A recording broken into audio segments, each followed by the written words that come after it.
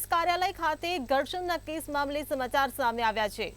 તો અમદાવાદમાં કોંગ્રેસ કાર્યાલય ખાતે ઘર્ષણનો જે મામલો ગરમાયો હતો।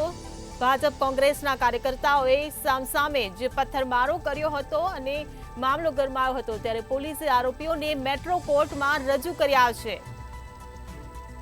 તો ત્યાર સુધીમાં પોલીસે 5 થી વધુ આરોપીઓની ધરપકડ પણ કરી લીધી છે।